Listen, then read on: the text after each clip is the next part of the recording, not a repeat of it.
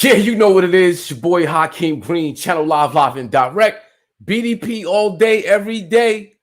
All we do is spark Mad Ism on week 13 of Mad Ism Sports with my co-host, Mr. Wesley Henderson. What's up, brother? What's going on, Hop? What's going on?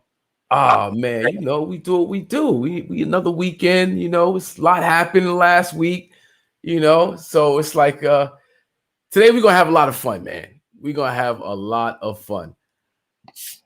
You know, we got family in the building, you know, folks, you know, we grew up with Jersey represent, you know, this month being, you know, Women's Month, Women's History Month, you know, I thought it, you know, it'd be only right that we have we focus on some women, bring some women into our world and get their perspective. And, you know, there's no better woman than mom. Mom is, absolutely. You know what I'm saying? And mom gets the credit, no doubt, from top. You know, nothing happens without mom's blessing, mom's support, mom's love. So we have two wonderful mothers, you know, who have blessed the world with some, you know, phenomenal athletes and some great men. So we're gonna bring them in a little later. But you know how we do. We start the show off with a Channel Live song. Let the folks out there in the world share, you know, bring people into the conversation, bring people into the comments. You know, so let's take that time and get it cracking. Play this video. We're gonna share, subscribe. Our other co-host, hold on, let me before we go there. Bring the brother in. What's up, Kay? What up, y'all? What's going on? What's up, man? What's going on, Kay? Yeah, everything's good. Everything's good, bro. You know, we just, you know, getting things right, you know, prepping the show. We're going to share, I'll put up a song right fast so we can share the link, bring people into the conversation. You know, we already told the audience we got two brilliant, wonderful, beautiful women who are mothers, who gave birth to some phenomenal men, some phenomenal athletes. So we're going to bring them in later, have a discussion with those my women. shirt for them. They my WNBA shirt. Yeah. There you go. So in the meantime, in between time, we're gonna grab this right fast. KG said he liked this song, so I think I'll go with this one. This seems to be a winner. Oh, the Carl Thomas joint. Yeah.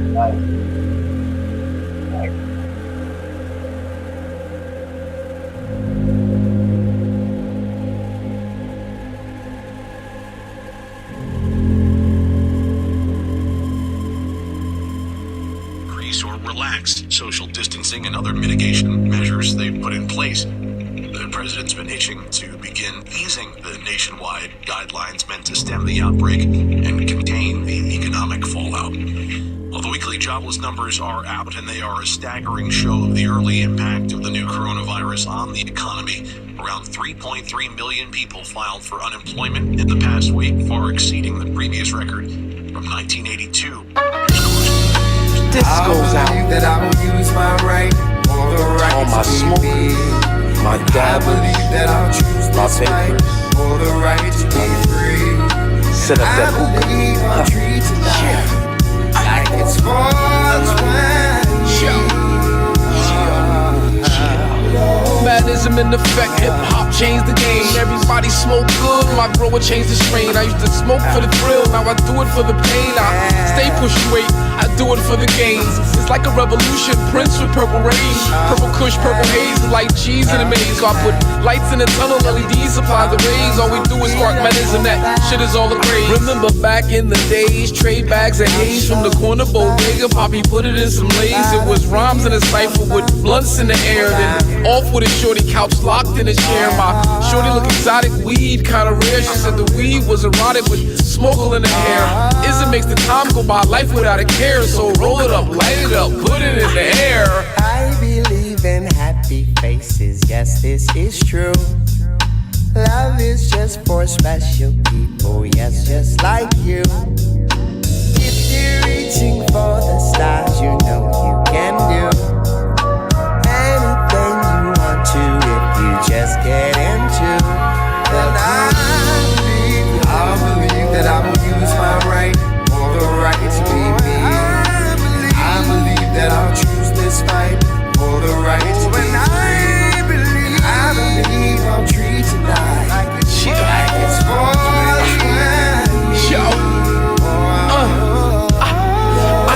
credit in Redman when it's time to Johnny Blaze. I get pounds from Sugar Hill, I get dimes from Sugar Rays.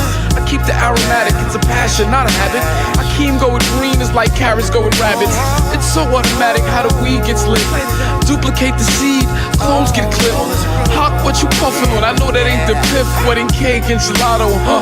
Wanna lit? I got flavors, pump flavors, they call me Flavor Flav.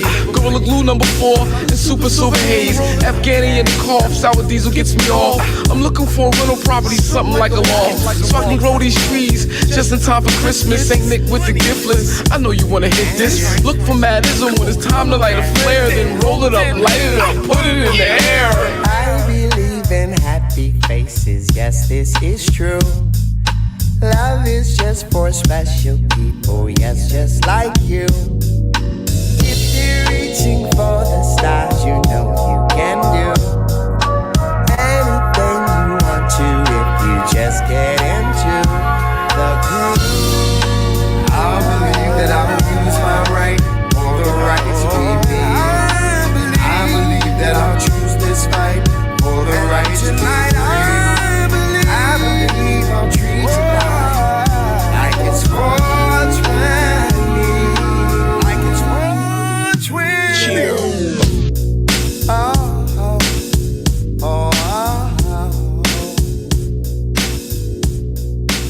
Yes, this is true. What really stands out to many are the one-time direct payments from the government. The Trump administration says they hope to start rolling them out in 3 weeks. The payment.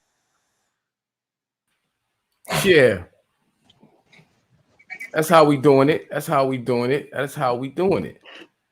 That's I Believe Put It in the Air featuring Carl Thomas, produced by DJ Heron off the What Is Madism, off the Madism Who Want This Smoke album. Y'all can go pick that up off of madism.info for sure. Represent, support. Of course, we got the merch going on. Speaking of merchandise, KG, you guys just did something real ill with that Naughty by Nature brand. You guys did some special collaboration. Yeah, the Ewan sneakers. You talking about the Ewan joints? Yeah, can you talk about that real fast, before we get into the mix?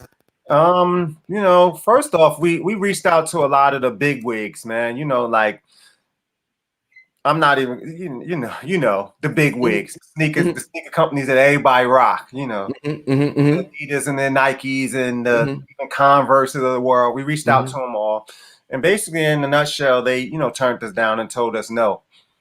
And, when one door closed, another one opens. So we got with Ewan, and Ewan, welcomed us. Our homeboy David over there. So shout out to Menza as well.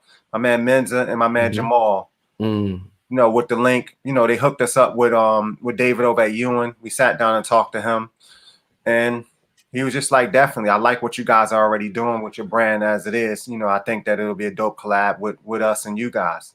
He was already hooking up and doing stuff with other hip hop artists as well. So that was one of the things he was doing. So we said, why not? Let's just see where it goes. And it's been, it's off and running. It's looking good so far. And we're looking to possibly make it into a bigger brand and do other things, some runners and some other different kinds of sneakers as well. Yeah, the shoe itself is a quality shoe. It looks phenomenal. Like it's a really good look.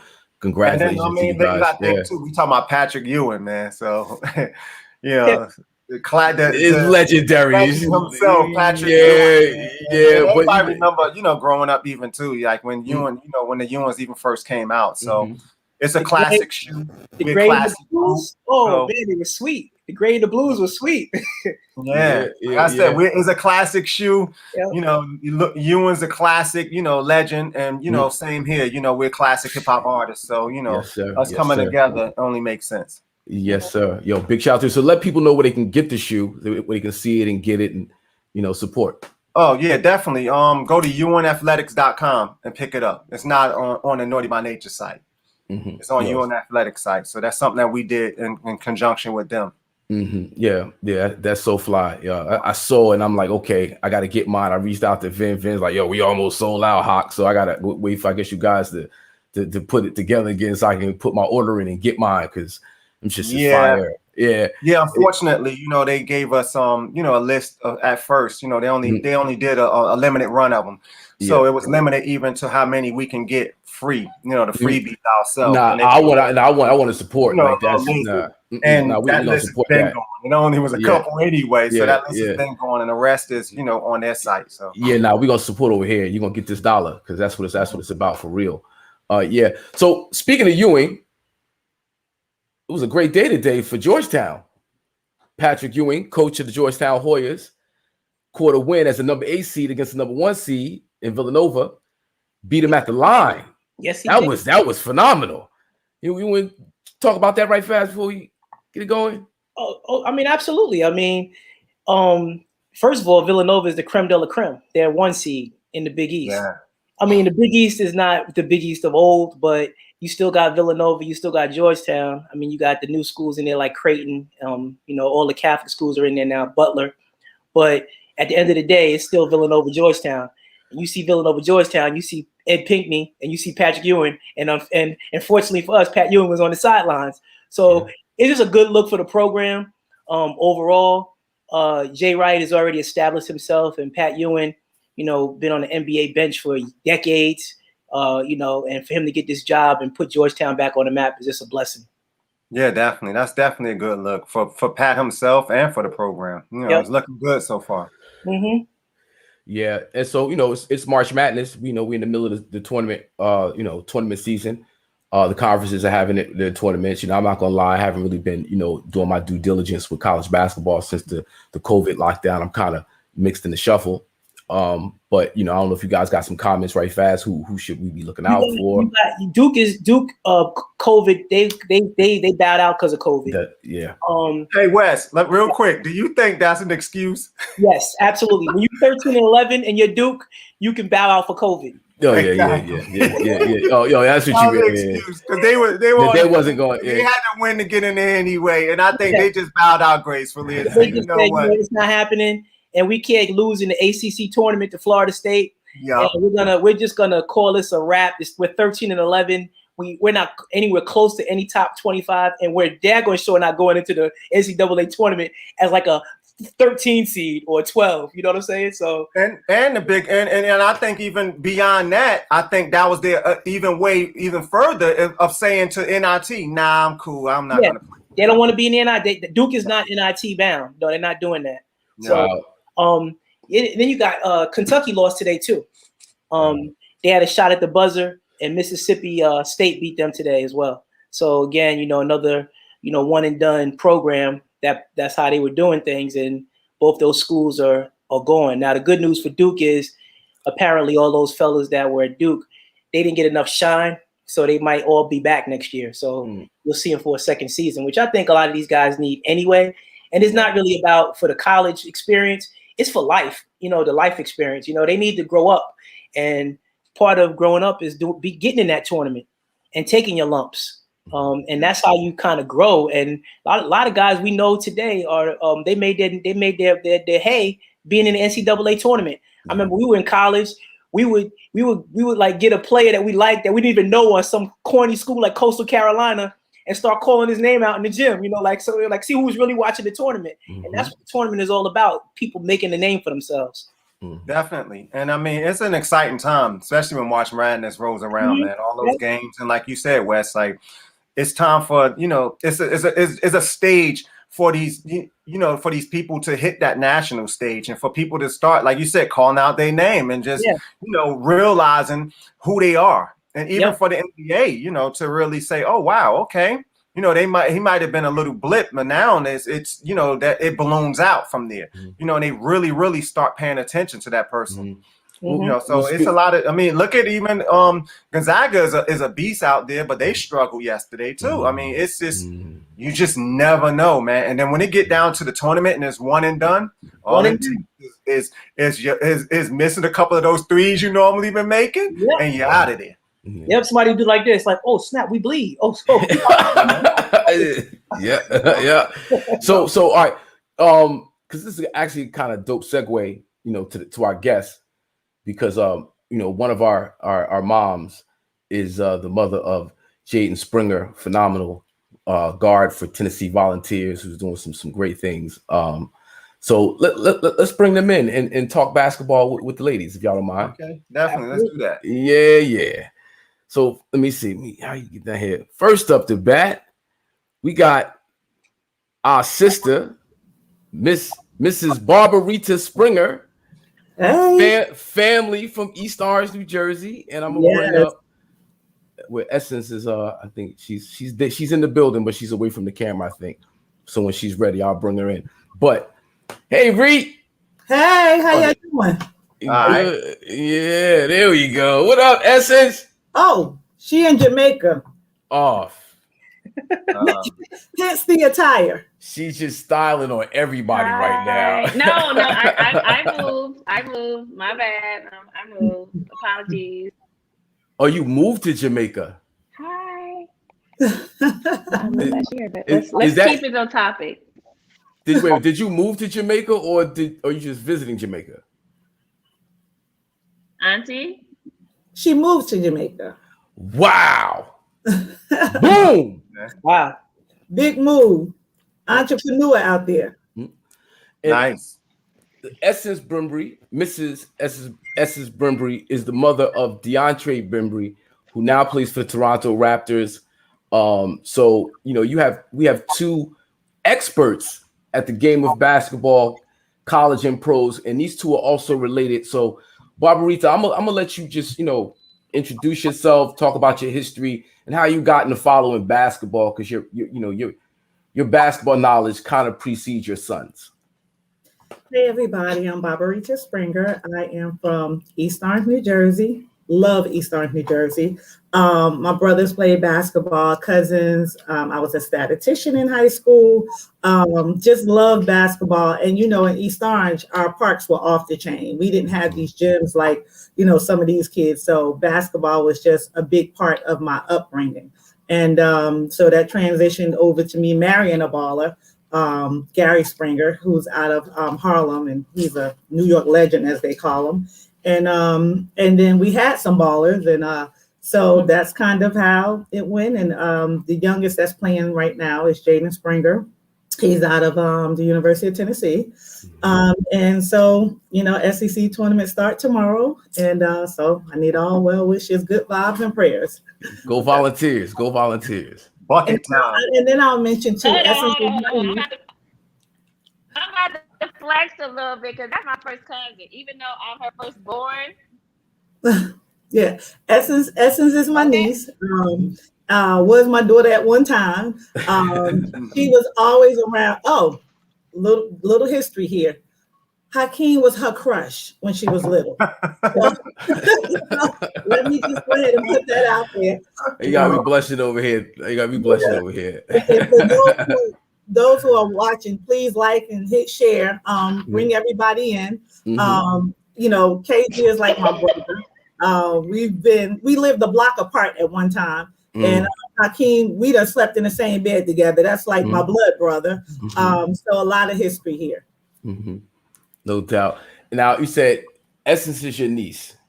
Yes. Right. Now, following her son's career, DeAndre's career, right? That's kind of like, the age difference between you two, but her elder son is Jaden's cousin? Yes. So it's like, and then, Gary's into basketball. It's like a big family affair. Was that like, did you guys plot and plan your son's careers, or did something that's just, oh, wow, it happened? Well, I'll speak first and then I'll let Essence speak.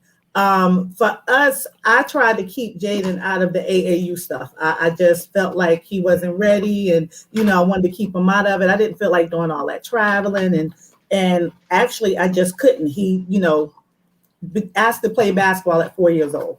And then once he started playing nationally, because when his main team wasn't playing, we let him play with other teams. So he played with Oakland Soldiers out of California. He played with Team Glory out of the DMV area.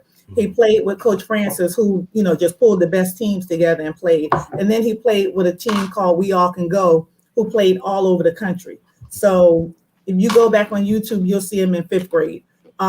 So it just, blossomed from there. I didn't plan on him being a baller because I was big on education first. Because, even with his dad back in the 80s, they pushed those guys through school. I was very big on education. So my primary focus for him was getting a good education. And so that's kind of how it happened. And then he just kind of became in demand, if you will. Mm-hmm. Fellas, K, Wes, got something for the ladies? Oh no, I mean, I'm from the area too, but I went to Rutgers with a lot of your people from East Orange High School. I know Kendall Taylor, Kendra, a couple other heads, but there's a lot of East Orange. I'm from South Orange, so I grew up with hockey as well. But I'm familiar with the whole basketball circuit from the AAU because I've officiated for 20 years. Okay. So I've been around for a long time. He went to school with Mark Brown at Columbia. Yeah, I did. Oh, okay. Okay. Yeah. Mm-hmm. Okay. Yep. Mark and Charlie. Yep. They had a nice squad over there. They had a very nice squad over there. Yeah. It was some battles.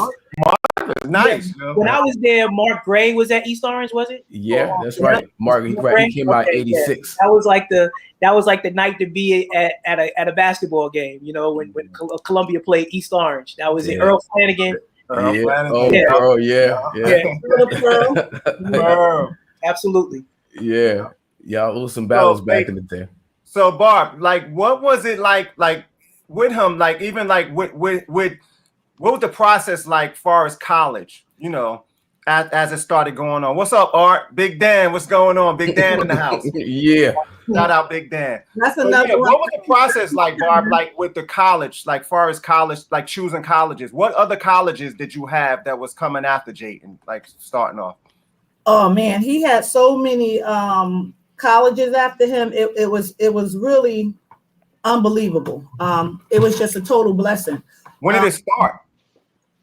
He had his first scholarship offer in 8th grade. Wow.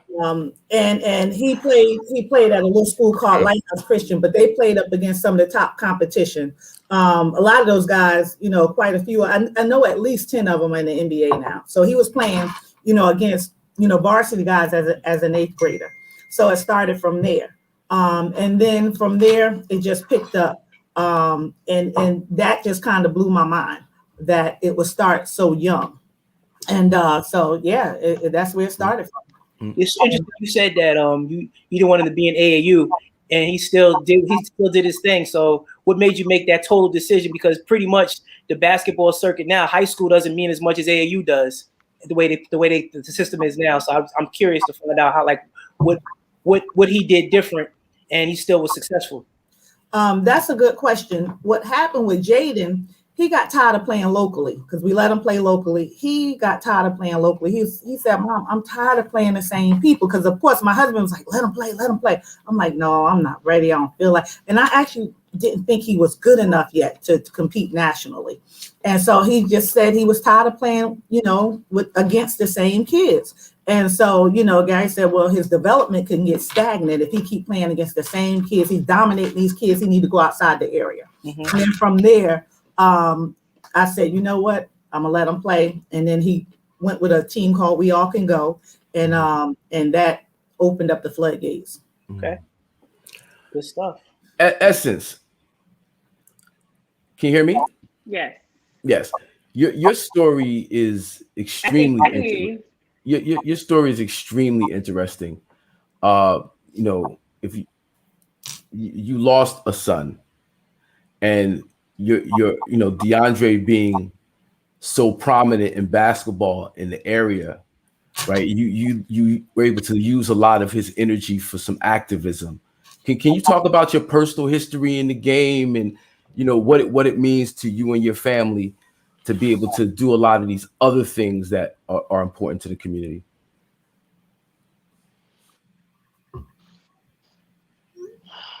Well, yes. I'm sorry if I threw a curveball at you. No, because this is what we do. This is what it's about. It's bigger than basketball. It's bigger than basketball, because how often is it? I'm about to have my first cousin and my firstborn playing in the NBA. Okay, so that doesn't happen all the time. So we're blessed. We're extremely blessed. But with that being said, we have a lot of people watching over us, even through our tragedies. You know, it's not easy. It's not easy. But one thing I will say is my son, DeAndre, that's all he ever wanted to do was play ball. And that's what he did. He ended up playing basketball through all that we've gone through, and he's still doing that to this day. And he's extremely proud of Jaden. So this is a part of what we do. Let's give it back to the community. It's what we do, you know. I'm younger than you guys, but I saw a lot. You know, the 80s did a lot for us overall and manifested different things. I saw a lot of things, and I try to keep my kids away from the streets and gun violence. And, you know, as much as I did do, it still kind of circled back. But that makes it even more prevalent that we have to do it. We have to give back. It's just a part of our being. You know, heavy is the head. So yeah, this month being Women's History Month and Women's Month, you know, I especially thought your story would be very much, you know, just important for our viewers to understand that, you know, there's women dealing with some really powerful, you know, obstacles, but yet they overcome and their families overcome. And, you know, we all come from the same place. We grew up together. You know, we all seen a lot. And I'm just so proud of both of you women, you know, for being family first and, you know, raising these great men doing great things beyond athletics. You know, it's beyond athletics. That's like the icing on the cake, you know, some very nice icing. But, you know, so yeah, that's my piece. Fellas, you want to hop in? We all know that the first step of it is, you know, before athletics, before all of that, you know, it's you know, being a mom first. And I mean, we all, you know how much we cherish our moms and our mothers, you know, and our parents as a whole. But, you know, the mothers, man, like, you know, they hold it down, man. And before you can even get to that point of playing basketball or picking a basketball up, you know, it's the nourishment. It's all of that comes from the mom. So, you know, much respect to you two ladies. Much respect to all of the mothers out there. And I'm rocking my shirt today for the women, man. You know, represent women. Yes, right. yes. You know what? Hold on. It still is our month. Hold on. I want to explain my attire because I don't want to be out of place. But my birthday is at midnight, and all right. Happy birthday, Essence. 45. I'm still alive. I'm here. So, listen, just thank you. But with that being said, this woman on this woman on this platform with me is my aunt, but she.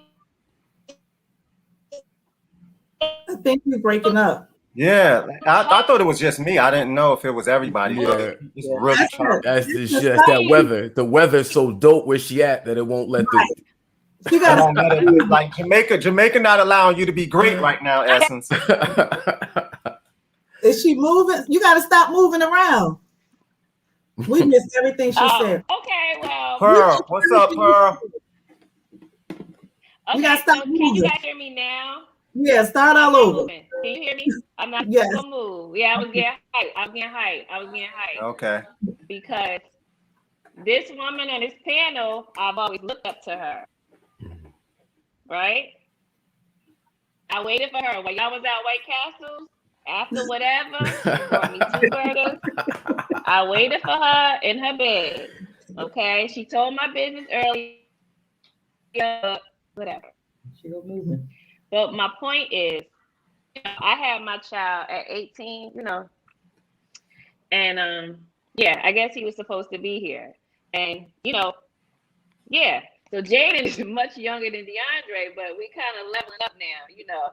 And even though I've been in the industry for 5 years, you think she's taking advice from me? No. But it's okay. She got it. I want to back up just a minute, Hawk. I want to kind of, because Essence kind of glazed over your question, and I really want parents and women to understand, you know, the gun violence side of it and the resiliency of women. You know, we buried Adrian on one Thursday. DeAndre got drafted first round, 21st pick the next Thursday. As a mom and as an aunt, and our family is super close, how do you deal with all that? And so what we've done is pull together as a family, and we're a praying family as well. We pull together as a family, but the strength that she had to go through this whole thing, just imagine. And Adrian, he came home from college, went to a party, which he worked 12 hours that day, and everybody said, come on, man, AP, we can't have a party without you. Come on. He goes to the party, right down from UNCC. And breaking up a fight because he was a peacemaker. He loved to have fun. He loved to party. Breaking up a fight, got shot one time and died. He was going to school to be an attorney because he always said, brother, I'm going to handle your affairs. Brother, I'm going to take care. Brother, you going to the league. So he always encouraged DeAndre to let him know you're going to make it no matter what. So I just want, she's probably getting a little emotional, but I want everybody to understand that, listen, this gun violence stuff, we have to stop. When we were growing up, we had fist fights. So DeAndre he continues to give back everywhere he goes, even places in Indianapolis. He's not there. He's playing for the Toronto Raptors. He had a sneaker drive, gave away 500 pair of shoes, Thanksgiving, Christmas. So even through all of this and what he's gone through with another one of my cousins, which lived with him and was his cousin / best friend, he got killed through gun violence while he was down playing in Miami.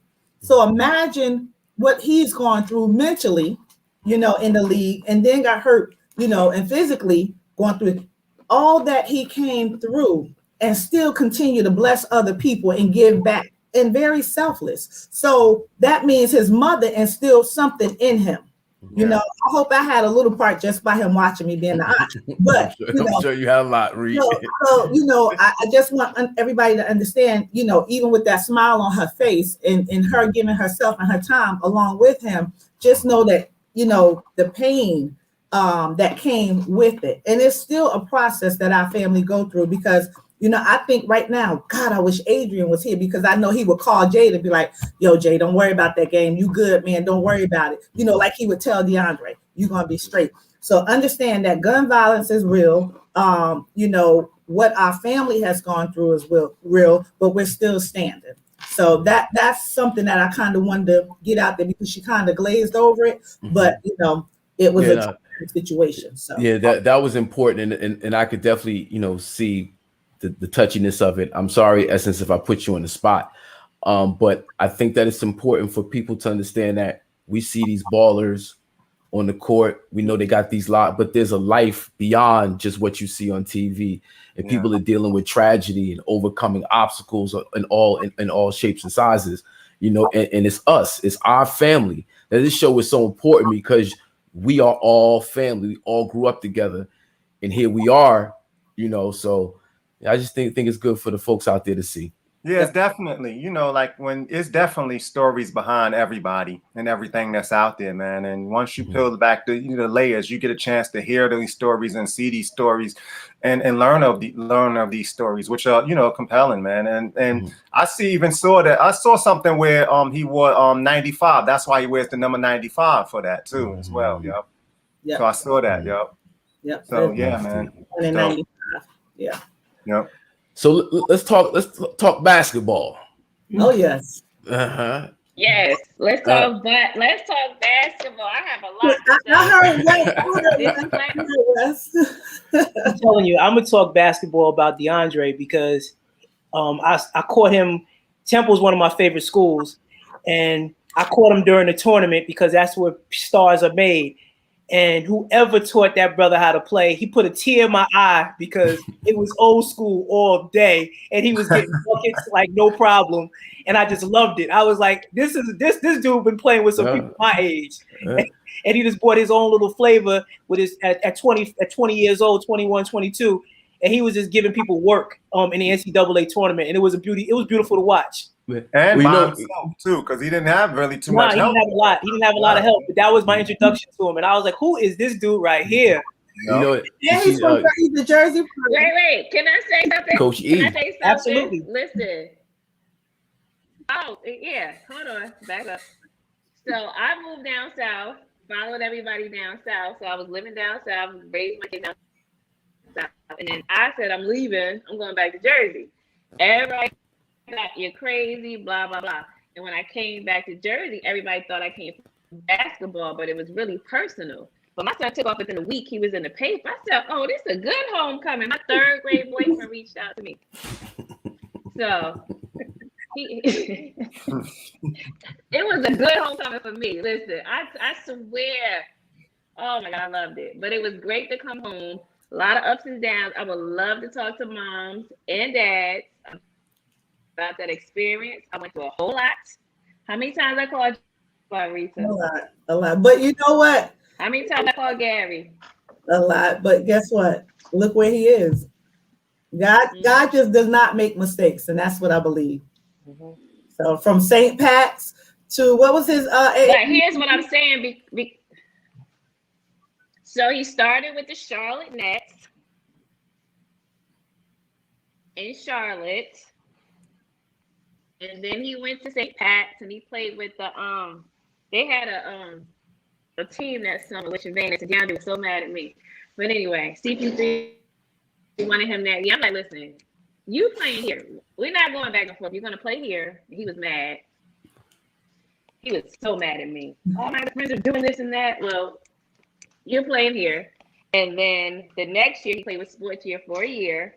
They won 5 championships. Shout out to Coach B, the whole squad over there. Yeah. And she's talking about Sports U? Yes. Oh, with Ed Bright and Brian. Yep. Yeah. B, that's my guy right there. Yeah. Yep. Yeah. That's who he played with. Yeah, Coach. We're gonna give it up to Coach B. We had Ed Bright. We had Harriel. You know, very interesting. But he played with them for 1 year, and that summer he was able to get spotlighted. They came out to see Josh Brown and whoever else was on the team, and Temple, Fran Dunphy, and then Phil Martelli saw him, and that's how it happened. Because I didn't have a lot of looks, but this was his last summer, and he did his thing. So I want to help. You know, the mid majors is okay. You know, you got to go where there's not someone like you. Yeah, and that's why he ended up going to Temple, because he went to St. Joe's because Temple, there was someone just like him there. Yeah, okay. Wow, that's interesting. Yeah. That's your whole strategy in terms of ultimately, you know, as a player, you want to, you know, there's bigger spotlights or bigger, you know, universities. But if you're not going to get no shine and they're going to set you, you know, on the end of the bench, it's just like, man, like, do you really want to be doing that? Like just saying, okay, I'm going to go to so-and-so just because, but sit on the end of the bench when you could go to a mid-major or go to a smaller spot and get, you know, and get that shine. Especially now, we were talking about it last week when we were talking about, you know, some of the historically black colleges, like even now, like with all this light being, you know, shed on those schools now, like these guys are already on that stage and they can almost go anywhere at this point.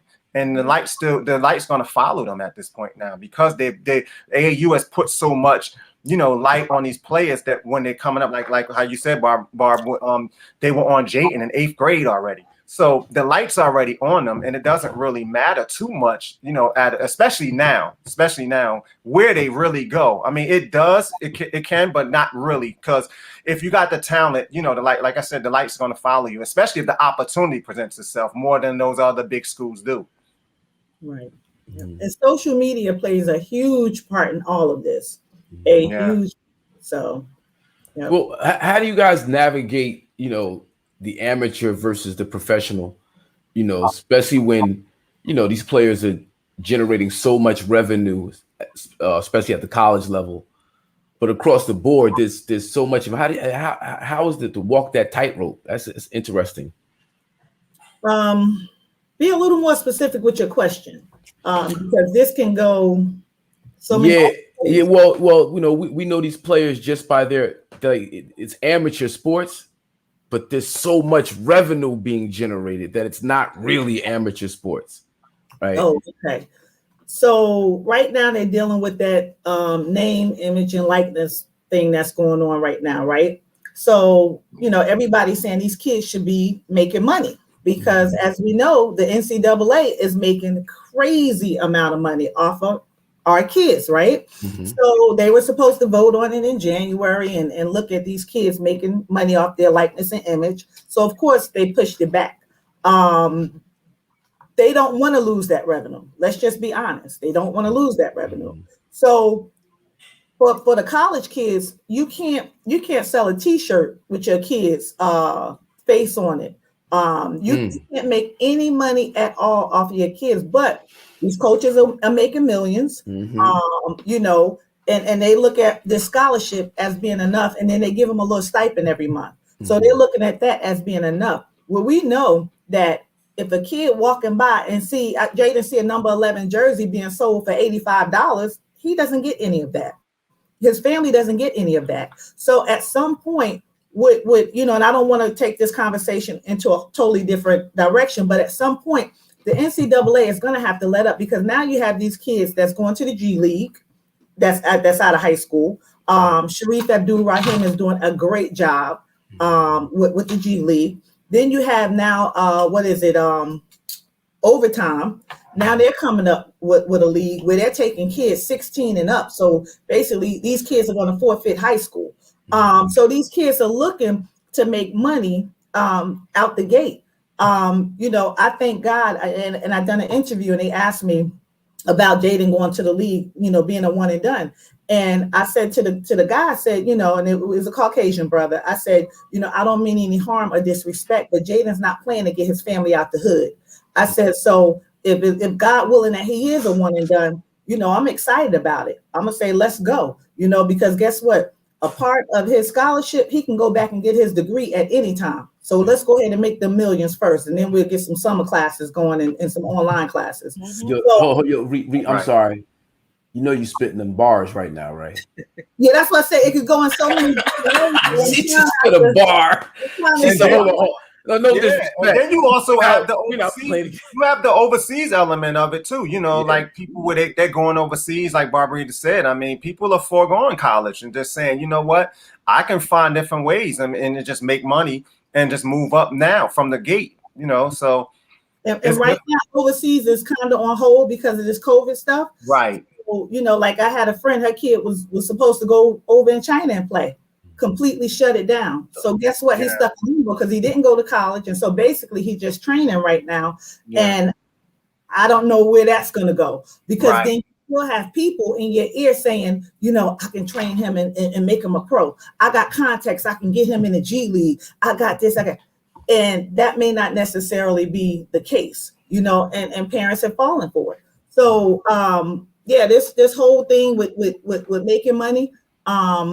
You know, and I'm having mixed emotions with the overtime thing, because, you know, it's going to affect our brown kids more than anybody. And I hate to see that kid, you know, stop going to school at 16, where they say they have an education piece to it, but do they get their diploma? I mean, do they get their GED? What happens in that? So it's a lot going on, but the NCAA at some point is going to have to let up on that name, likeness, and image piece of it. But right now, they're still holding on because they're making so much money off of these kids.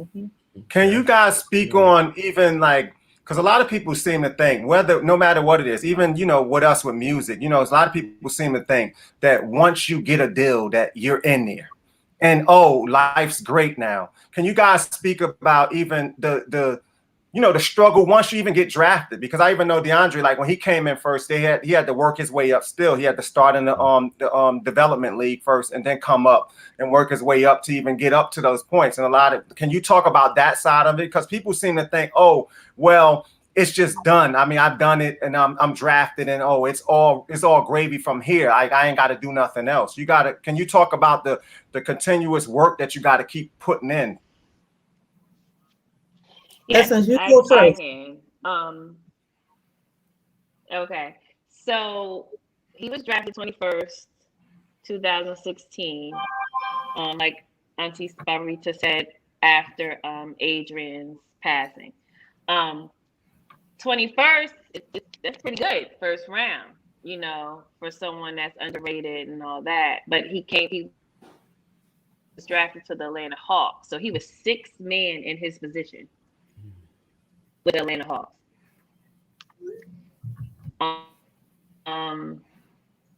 It was White Howard. There was so many people there. So he was at the pretty much the bottom, and Torian Prince was drafted 12 in that draft. So he was at the bottom of that wing position. So he wasn't like a favorite. Okay. So right away, people think you get $1 million that day. You know, and it put us in, you know, if I can go back, I would change the whole lot, but I didn't know any better, you know, to be honest. I thought people were really grieving with us and all that, but it turned into something else. When you get drafted, you don't have toward November. Now, others, they may get a check if they get something from their agency or whatever, but you don't get a check from the NBA when you get drafted. So anything outside of that, any travel, any this, any that, of course they're going to fly you out to you know, to come down to the team and all that stuff, but you don't get a check. Okay, you following me? You don't get a check. And now you're in another world. You're young. This is probably your first job. It was my son's first job. And your first check is what? Right. You know, what do you do with that with someone that's 22, 21, sometimes 19? What do you do? You know, their first check might be a parent check for a whole year. Right. Or half a year, you know. So, and then you have people that know so much more than you. They could care less about your son, daughter for that matter. They can care less. It's so much going on at that time. I thank God that we've made it this far. You know what I mean? And he's pushed through because all the obstacles were against him. But I just want people to know, listen, you want it for your son, so it's better to know than to not know prior to, because I would have done some things differently.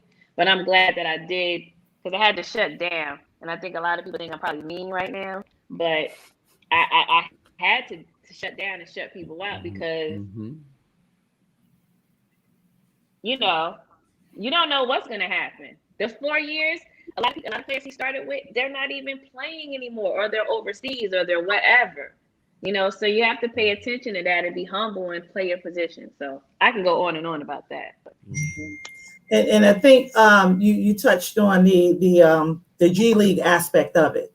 A lot of times when these guys are drafted, you know, depending on what team you go to, like for instance, DeAndre, you know, 6-man in his position, so they're going to send you to the G League so you can get some run, so you can get some play, and then they'll bring you back up. They may send you again. Now, some of these guys that's going on these two-way contracts, it get a little more tricky with that because you somewhat can stay down there, if you will, if you're not playing well enough to be brought back to your main team. Another thing, Earl Flanagan was talking about endorsements. When these guys get drafted, some of them have endorsements, and you want to really position your kid to have these endorsements, because those endorsements can be more than what your NBA contract is. Right. And those endorsements, I mean, you look at, say, for example, a Marvin Bagley, you know, J.C. Penney, Boys and Girls, all kinds of endorsed. Puma. He had the biggest Puma deal since Kevin Durant. So those endorsements can carry you, and you can use that money and just put away your NBA dollars. Same thing with Jason Tatum. He done the same thing, put all his NBA money away. But so it's also good to put your kid out there to get these endorsements. What's our little guy out of Georgia? He just signed a deal with a luggage company, you know. So it's ways to make money, to make sure that you're securing the bag, as the kids say. But you have to make sure you do your homework. You have to make sure you do your research, because it's a lot of vultures out there. Jaden hasn't even made it to the NBA yet, but agents, financial advisors, I get texts, phone calls, emails. And I'm like, yo, how did these people get my information? So it's really bananas right now. I don't know where my son is going to be drafted. I'm believing God that he's going to go first round. That's what they're projecting him to be. But I don't know. So I'm saying, do these people know more than what I know? So, and you got to be careful because like one agent says, oh, I got this, I got that. I have the agents, I have the financial advisors, I have the accountants. I would never put my son with one organ. I want everybody to be different. So guess what? Y'all can hold each other accountable. So when I say, let me see that statement every 2 weeks or every month, you're not going to tell me no. If you're not doing what you're supposed to do, guess what? Somebody else going to tell me. So that's another thing too, is that sometimes players get entangled with these people who all are working together. And you all heard the stories about how such and such missing millions of dollars. Mm-hmm. And I was thinking to myself, how does that happen? Like, you know, but when you have everybody that's working together, you got to be careful. You got to be careful. Got to double check the double checkers. Exactly. Yeah. So, ladies, you know, Wes, I want to miss you. I don't know if you have a question for the lady. I'm like, yeah. Okay. Keep stopping every nothing possible. So, like, you know, education. Yeah. Well, now, before I let the ladies go, I just want to bring in one more old friend of ours so he can say what's up to Barbarita. I hope she remembers him. It's my homie, Spliffington Allen, a.k.a. the Zatch Master. Cliff! What's up, girl? How you doing? You're looking great. They know some of my secrets, too. Oh, my God. How you doing, girl? You looking great, and congrats on your son. He's doing his thing, no doubt, no doubt. God, Cliff, it's been forever. It really has. It really has. It's nice to see playing. Oh my gosh. Oh yeah. And, no doubt. And Barbarita, what you got to know is that I just moved back to Charlotte. Yeah, I just I'm relocating from Canada, but yeah, I'm setting up shop, getting ready to do my thing here in Charlotte now. So yeah, we gotta link up. Hawk's gonna give you he's gonna text you my number. Okay, no doubt. Yes, no for doubt. sure. Yeah. Oh my God. This been what has been 30 years? How long it's been? Minimum. Yeah. So I hope that's a good thing. It is. So Cliff, before we let the ladies go, you know, you want to fire a question at them, you know? Well, to be honest with you, that's what I was going to ask regarding the recruitment. Both of you, you have such outstanding athletes as children, and that whole thing of like being recruited, and like you said, all of the people that's trying to get in your pockets, promising you all these other things, leading these kids astray, because that's where all the issues come with all of this. And again, with all the different choices that you have with the G League, with overseas, and obviously with college, listen, I commend you, both of you, for definitely staying on top of your boys and steering them in the right direction. But my question is, how much of that was, a godsend in the fact that you were able to deal with it? Because again, I'm sure people are coming from all angles. Essen, you want to go first? Is she on? I think she might be frozen. I'll go ahead and speak. Basically, you got to have patience. And I always have to remind myself, make sure you be kind, because some of them are a little pushy. Now, my husband, he old school Harlem dude. Like, he's not trying to talk to any of them. They call him. He say, call my wife. I'm like, got the still you face. done gave 3 people my number today. He's like, listen, I'm not talking to him. So you don't want me to do that? Ain't saying that to you. So I know you're going to be politically correct. And I'm like, wow. So it comes with the territory. And really, to be honest, I look at it as a blessing, because what if nobody was calling me? What if my son wasn't projected to go to the NBA? So I have to be humble. I have to be kind. And those are the 2 words I always tell him. And people that seen Jaden 10 years ago and then see him today, they always say the same thing. Oh my God, I can't believe he's still the same kid, because he has 170,000 followers or something on Instagram, which he could have more. He don't care about social media. And I'm trying to teach him this is a marketing ploy. he cares nothing about social media. So you just got to be humble, be kind, and be thankful that you're going through the process, because guess what? It could be somebody else's kid. It doesn't have to be my kid. So I just have to always remember that. And that's how I handle it. Okay. That's impressive. Essence. You still frozen? So what I'll say, can you guys hear me? I'm sorry. Yeah, we can hear you. Yeah, yep. You sound good. Yeah, okay. I'm sorry. I'm just living my life. Sorry. But the connection. That's how you handle it. Live your life. Oh man, so a single person. My experience is probably different than what Barbarita's experience is, because I just think a male presence makes a difference, and it wasn't that great for me, to be honest. But what I will say is, you want them to want your son. You want that, because the fact that they're reaching out and doing the most, that means they're talking about him. You know what I mean? They're talking about him. If you're not even in the conversation, you're not in the conversation. You know, so I recognize that, and I just did the best that I felt to do at the time. Because at the end of the day, it's about the player. All right.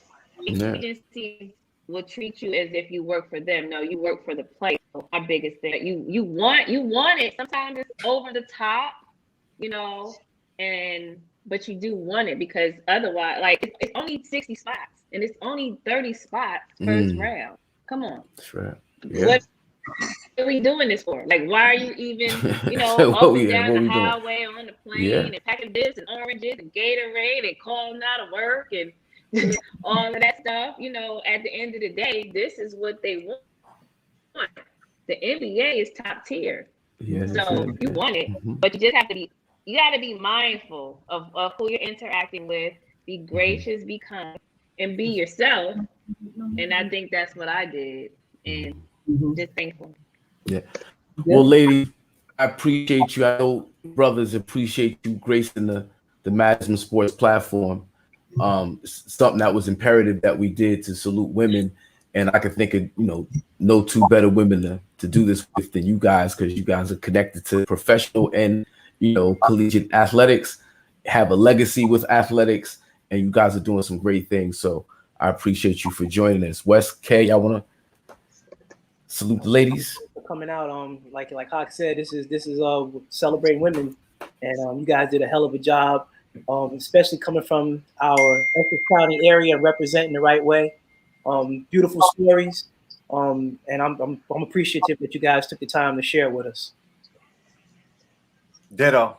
Yeah, absolutely. Yeah. Job well done, ladies. Job well done. Thank you so much. And I have to give a shout out to my other sons, because I know I might hear it. Gary Springer Jr. graduated from Iona and played at Iona, and Jordan played for West Point and graduated from West Point. So I have to give a shout out to my other two boys. Yeah, it's in the blood. It's in the blood. No doubt. Before I let y'all go, I want to go. Speaking of Iona, my nephew's over there now. Go Iona. Yes, he is. My nephew Asante's over at Iona. With Rick Pitino. Yes. Yeah. Yeah. Before I let y'all go, they won today, actually. Yeah. They won yesterday. They won yesterday. They won yesterday. So they're waiting on the winner. They're waiting on the winner of today to see who they'll be playing. And then they advance. Okay. I know they advance, so that's Yeah. Before I let y'all go, I want to shout out, Earl Flanagan, Art Williams, to Jess, KC Biz Boss, Nut is in the building, E. Jamal Williamson, the legend, and everybody else. I think Sadia is in the building. What up, Sadia? Everybody else that checked in with us. And but we're not going anywhere. We just want to send salute to Barbarita and Essence and thank them once again for joining us. Yeah. Love y'all. Love you. Thank you so much. Love y'all. Yeah.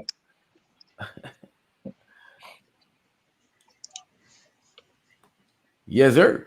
Yeah, great job by the ladies, man. Because us as us up here as the males, we know how hard it is, and we could be knuckleheads as kids growing up, man. So those women, to stay focused and keep those guys on the prize. They kept those vigilant and keep them out there, on a straight path, which can be tough, man. Keeping us boys on a straight path, man. That's something to be commended. Oh, absolutely, no doubt. And particularly from where we came from, and that's sort of why I asked that question, because again, most of my experiences in Vegas at all the sports book and all of that, you see all of these trolls that all they do is they follow these kids and they just try to get in their pockets. They try to represent them. They try to bleed them with these false promises. Why? Because they know the pot of gold at the end of the tunnel. And because there's so many options now with the G League, with overseas, with all these other paid leagues, they know that they have a payday coming. So I commend those ladies definitely for keeping those boys on the right track and doing that. Absolutely. Yeah. Mm-hmm. So and the bigger picture is it didn't just start like now because everybody's chasing them. You're talking about from birth all the way up. So, it's been a long journey. Before basketball was even a thought. So you got to keep these kids on the path from birth all the way up, man. Especially as when they become early teenagers, man. Like how the streets can be, like you said, Cliff, especially from where we all from, man, and.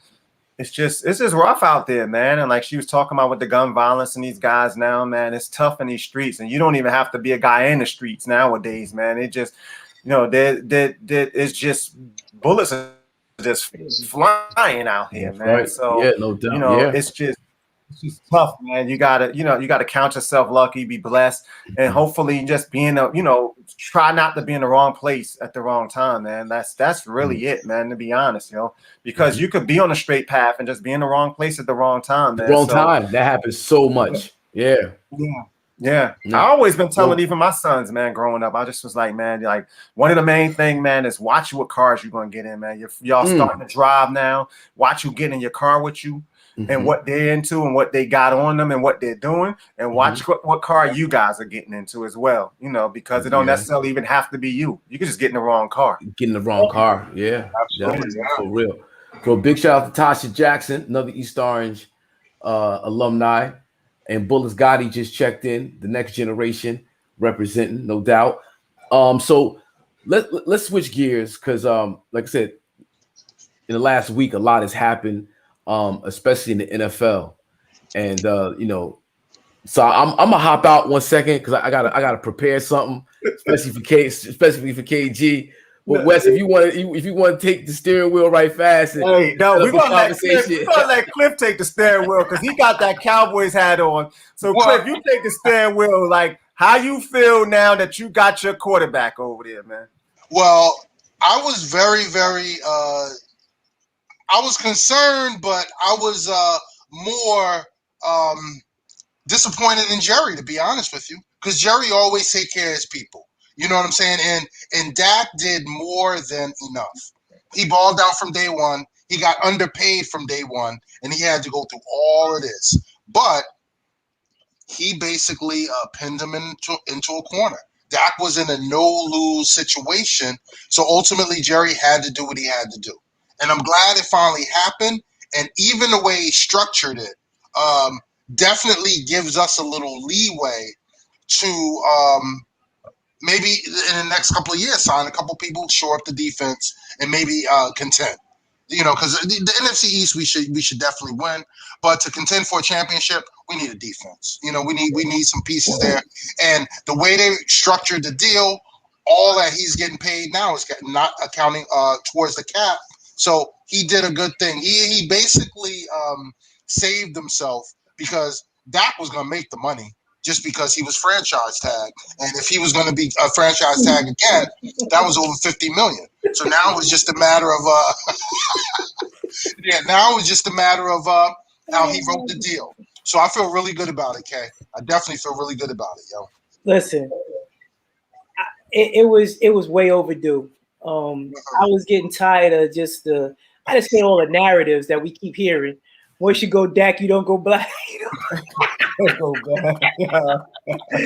Yeah, it was just getting ridiculous, man. I mean, let's just be honest, and people can say what they want to say. We all the arguments about Dak are all narratives. You know what I'm saying? Let's just be real with it. He's not the best quarterback. We can all agree to that, right?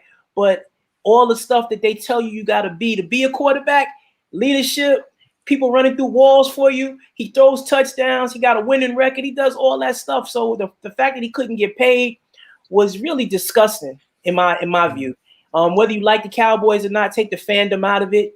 All these other dudes, they win 7 games and they getting contracts, and they win 5 games, they getting contracts. They throw for 600 yards in one time, they getting contracts, and it was just way overdue.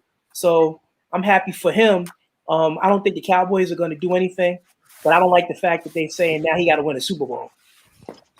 Like, what is that? Like, who else did Carson Wentz have to win a Super Bowl when he signed his deal? You know what I'm saying? Exactly. Yeah, but you bring up a good point. You bring up a point why probably all of this was delayed because Carson Wentz and Jared Goff signed those ridiculous contracts that neither one of them lived up to. Well, it's questionable with Jared Goff because he did take them to a Super Bowl. But Absolutely. I think that Jerry Jones was looking at those contracts and wasn't trying to fall into victim to that. So, which is why he held on Dak. But it doesn't matter. Dak ultimately, cashed in. I'm glad he got it done. I mean, I'm an ultimate Cowboy hater. You know that. But I'm glad he got it done. And I look at it like this: like if not Dak, then who? Yeah, exactly. Yeah, where else were you going? There's only a few quarterbacks in the league. Like, he has that quality. Like, so we can talk about what you want to talk about, but the one thing about Dak Prescott and a lot of these other, like, you get the Bradys, the Breezes, he hasn't established what they have done, but you are in the game with him behind the center. You're always in the game. So that's a quality that a lot of people don't have. Like, that's it. Hey, Wes. Yeah. Early today, I put up a post showing the first 5-year numbers, Dak Prescott and Peyton Manning. Yep. And, the immediate reaction was like, he's not Peyton Manning. Oh, he's not Peyton Manning. We didn't say he was Peyton Manning. We didn't say exactly. We just looking at the first 5 years. Yep. When you look at the numbers up against, he has better numbers than Peyton Manning his first 5 years. If you put apples to apples, and at that position, at that time in Peyton Manning's career, in regular season, it's not even. Is Dak pretty much wins every category. But and then we get to the playoffs, and it's an embarrassment because again, Peyton Manning and Dak Prescott in the first 5 years of their career both played 3 playoff games. Both. Peyton Manning went 0-3. Dak Prescott is 1-2. Peyton Manning, Mr. Stats, has 1 touchdown in those 3 games and 2 picks. Let's call it what it is. He threw for 500 yards in 3 games, Mr. Stats. So Dak Prescott, 5 touchdowns, 2 picks, 2 rushing touchdowns, and about 800 yards passing. My point is that it's not even close. And the MO on Peyton Manning is we're judging Dak Prescott after 5 years against Peyton Manning's 18-year career. That's not accurate. You got to do it apples to apples. And if you line them both up, that's exactly what it is. So, it's just premature how they set things up in football with a lot of these dudes, because Peyton Manning had a silver spoon in his mouth since the day he walked in the league. Yeah, absolutely. I mean, he didn't even win a national championship against Florida. He lost 4 years in a row to Florida. The year he graduated, they put in T. Martin, and T. Martin won a national championship. I mean, hey, look, Eli too, so it's just, the powers that be that they set it up and allow it, like you said, where, the systems are, I guess, basically I'm not going to say rigged, but, it works in their favor. Yep. Look at what Eli did to even work his way to the Giants. And I'm not going to no Chargers. Yeah, he didn't want to go, so he didn't go. Yeah. It's kind of sad. And like Earl said right here, every quarterback that got drafted in 2016, either cut, or they cut Carson Wentz, or got traded, or not in the league. So think about that. And Jerry doesn't get any credit for getting Dak because Jerry wanted Paxton Lynch. Jerry wanted Connor Cook. Jerry didn't want Dak Prescott. So Jerry don't get no credit for that. Okay. And he was hesitant at every go round to play him when Romo got hurt, and then wanted to pull him after Romo came back the whole 9 yards. But again, Dak did his thing. He got paid, and that's the most important thing. Now it's just a matter of they can build a team around him. Yeah. And I'm glad they were able to structure the deal where at least they have some money these first 2 years of the big deal. All right, but let's cut this short. Because I know Kay is over there melting like the Wicked Witch of the West. I'm not. Actually, I'm not. I told you. I'm in, like for real. I'm intrigued by it because I told you this year I'm gonna, quietly root for you guys because I can't take Brady over there this time. Like somebody has to take him down, man. Yeah, But also this week, the Steelers re-up on Ben Roethlisberger. Right? Wouldn't that happen this past week as well? Yeah, but what they did, it was a big restructure, and they were going to get hit regardless of how they do it because he was $41 million against the cap. And what they did was they gave him the veteran minimum, but they re-signed him, but then he basically took a pay cut from his minimum, which should have been $22 million, down to $15 million. So basically, he said he would pay for free, and he is for the most part. But he wanted to stay with the team, and they backed him up against the wall. They backed him against the wall because he wanted to play. Other than that, they were going to cut him. Yeah, they had to. They would have to cut him. It's just too much to the cap. Like they over the cap. It was just too much. There was no way. They even got now like we're dealing with a Juju Smith-Schuster situation where they're signing a bunch of people and Juju's trolling everybody like what's up? Like you're doing all of this. What's up with me? I think Juju's gonna walk. I think Juju's gonna end up walking. And you will see a lot of activity now because they just released the new cap number for this year, which is 182 million, 0.5, but which is 2 million more than what they thought. But still, now that number is there, everybody's gonna be shredding rosters because they gotta get. We're gonna most likely lose Bud Dupree as well. So it's gonna be tough. Big. That's gonna be big for us. It's gonna hurt. So there'll be a lot of crying for me this season, man. We're gonna be out there. I don't know what we're gonna be doing. So. But last year you guys put up you guys went 11-0, right? Yeah. You started this season off like so. Yeah, but then Bud Dupree got hurt, and once Bud Dupree went down. And our linebackers was hurt, man. Like our whole core, like it was a wrap at that point. We couldn't go stop anybody. Running up the middle, just throwing balls all over the place on us, and it exposed our defensive backs because we couldn't get to the quarterback. Yeah, I just say that because Pittsburgh is always in the running. Pittsburgh is always competitive, at least at the start of the season. We'll be competitive, but we ain't going nowhere. They got Omar Epps. That's all they get. They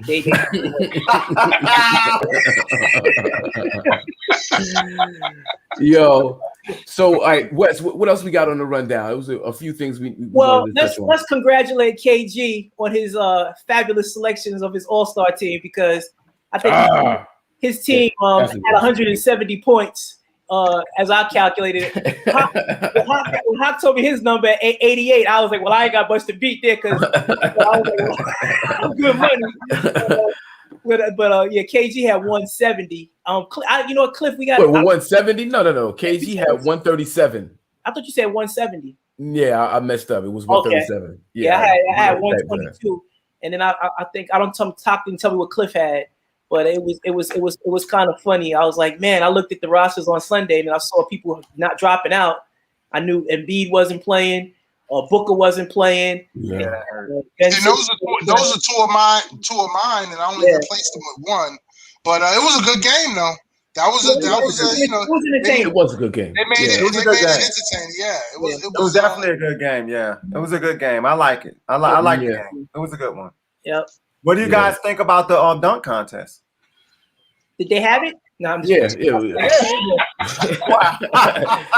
It was boo-boo. Yeah, exactly. Couldn't even call it short and sweet. It was just it was boo-boo. They just try to do something to have something. You know what's crazy though? No, out of respect though for the brother who went first, Stanley something. Simons. Cassius Stanley. Cassius Stanley. Cassius Stanley's. The dunk he did to open up the contest was not a 44 dunk. That was a nice dunk. I mean, that was a nice dunk. He got hurt. He got hurt. And especially because it was one time. Yeah. We just did it. He started the contest off with it. And it was like shit was hot. You don't throw it like I see people do that same dunk with their right hand, but he did it with his offhand with his left, and I was like, that's a nice dunk. Not 44. I was like 47 at least. But I think the refs had to warm up. The judges had to warm up. And the judges had a lot of old like this. Yeah. Yo, what did y'all think about the kiss the rim dunk? He didn't kiss it. Yeah, but I mean you can't kiss it. You'll bust your teeth wide open. Yeah, no. It made me you can put a mouthpiece in and try to, but I mean you can't ain't messing. Because your momentum. But see, that's what he should have did. It was hype, but what he should have done was put lips up there to show what he was trying to do and actually make contact and protect himself. Okay, nobody really knew what he was doing. That would have been dope though. It was dope after it was explained and you saw that. You saw it. Once you saw it in slow motion, it was dope. It was dope. It was like a cupcake when my man Green he blew out the candle. Yeah. That shit was fire. That shit was dope. Very creative. Definitely, he would have bust his mouth open up trying to kick that. Now, Obi's dunk when he jumped over what's his face and his father. I seen that many times, right? Dunker's Delight. Dunker's Delight is his dad, right? Dunker's Delight is his dad, exactly. And he jumped over him and Randall, right? Julius Randle, yeah. Like we've seen that so many times. I'm like, okay, why would you go back to that? That was kind of not right. And then he used leverage. And you pogo sticking like off of it. Like you got the lift off. So speaking of Julius Randle, I read a good story this week about him. And I'm gonna shorten it up though, but he said when he first came in the league, he got hurt in his first game, right? And so he had to sit out that whole year, and that was his first year with Kobe.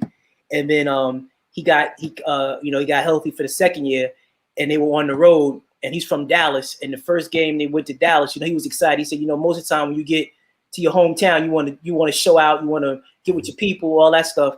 He said as soon as they got off the plane, Kobe had said to him, "Hey, what are you about to do today?" And he was like, I'm gonna try to catch up to family and friends. He's like, "Nah, we going to the gym." Right. So he said Randall was like, you could tell Kobe no, or you could just go with him. He was like, and I wasn't in the league long enough to just say, man, roll my eyes at Kobe. So I went to the gym. He said every year after that, every road game he had, he called someone in that city to open a gym for him. And he's been doing it as a ritual since that day. So he said, fast forward to Detroit this year, he pulled up and called an agent to get a gym in Detroit. And the guy opened the gym, and it was an old school high school gym. And the janitor said, "Man, I didn't know people still did this. The last person that I opened the gym for was Kobe." Oh, wow. That's dope. But, and you know what? And his game is showing. Yep, it is. Now. That's what I was saying. That dedication. He's putting in that work. He's putting in that work. So he's going to city after city or getting in the gym and putting in work before he does anything before the game. But the crazy part, to go full circles, they go to Detroit, and the janitor said the last person I opened the gym for was Kobe. Wow. Yeah. And one thing y'all saying, he putting in that work, but he's teaching the culture. And that's the one thing that's missing from New York for years, that culture. Yeah. And once he has that, they got ballers, they got some youth, they got veterans. Hopefully they can sustain. I mean, they should at least make the playoffs. I mean, you got the top 10. Yeah, they're 5 seed. But they're 5 seed right now. Yeah. And that also goes back to what I was talking about earlier when I was saying to Barbarita and them about like my question to them. It was just like, about just not getting stagnant or not just accepting, just making it to the league. Continue to put in that work. And that's why I was saying, even with music or whatever, Hawk, you can get signed and just sit on the shelf. you know, and a lot of people look at it like, oh, I got a record deal now, and oh, I'm the man now, so my record's coming out, and I'm just gonna be all over the place. No, it's just beginning. You got to continue to put in that work. You got to get everybody in the record company to get excited about your records. You got to continue to make your album and make great records, and then hopefully it'll see the light of day. So there's so many people that get signed that don't see the light of day. And that's why I was asking them about just the fact of, you know, once you do get to the league, you got to continue to put in that work every day, because, you know, everybody's not going to come in the #1 pick or whatever and be starting or even crack the rotation. Even crack the rotation. You got to continue to put that work in and then eventually work it, you know, work your way up. Can I just cut you off right fast to your point though? I was on Clubhouse earlier today and your name came up. So they were, you know, just talking about how, you know, how influential and impactful you are as a producer. So I started going into how you were always, to me, a standoffish person, right? But then I found out I used to stay in the house doing music. Like the way you approached music was more of a lifestyle thing to you than it was you was trying to get put on, or you was trying to make a record, or like you was involved. Like, you know, you know, drum machines, first one with a drum machine on the block, turntables, first one, like you was about the culture and the lifestyle. And I think that makes people more apt to focus like they should, you know, when you embrace the lifestyle of what you're doing. You're not doing it just to get in the league. Open up to every city I go to, I'm opening up the gym so I could be in the culture of what I'm doing. I'm not just trying to play on Saturday or Thursday or whatever.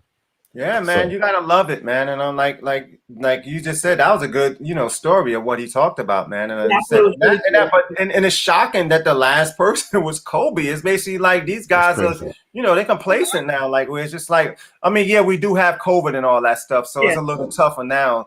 But it's just, you know, guys got to continue to work, man. I mean, it's the same. I mean, even across the board, period, anything in life. I mean, just because you get through one door, man, there's always other doors you got to continue to knock down, man. Yeah. I give Randall props though, because he's an all-star this year, and his game, he looks like a different player out there, in shape. He's just about his game and about his business. And New York is showing for it. And shout out to GEC Glenn Eric Caldwell. He said New York also has free agent money, you know, coming in. So a lot of big spending coming in. Yeah, I think they're gonna get a couple of people coming up too. Yeah. I mean, they're changing the culture definitely. And Julius Randle is carrying the Knicks right now, and they're looking good. And I mean, the culture is changing.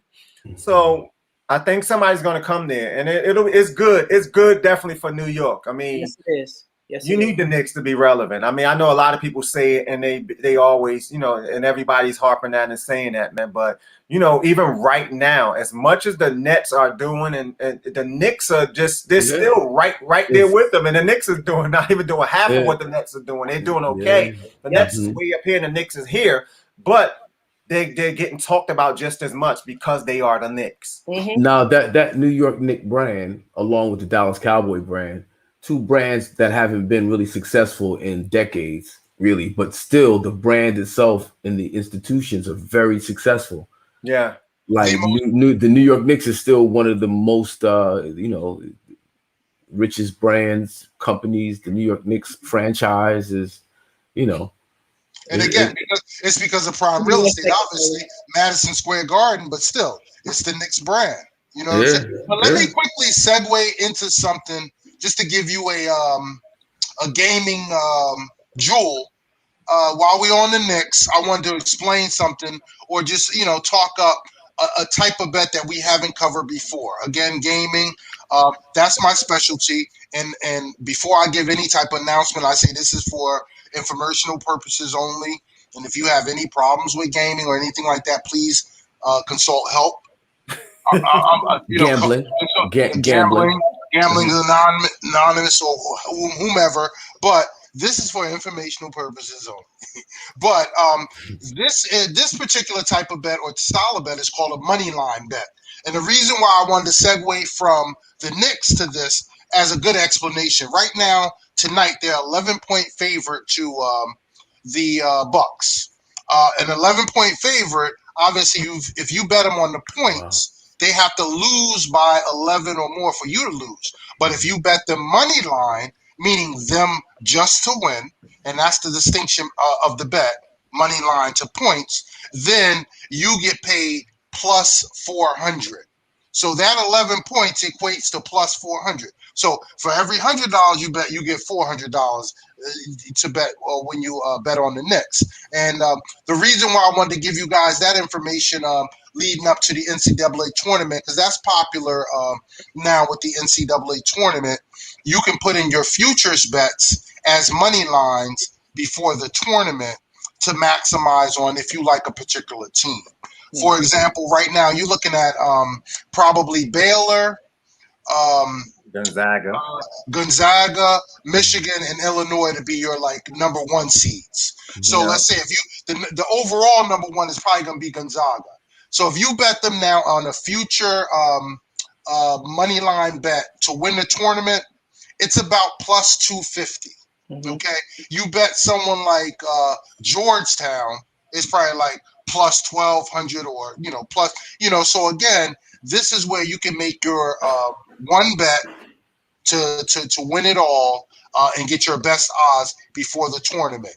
And a good strategy to use too is if you bet an underdog early, and then you actually they advance, then you can actually bet against them later because you're going to have them at such good odds early. If they lose later, you're still going to win, on either side.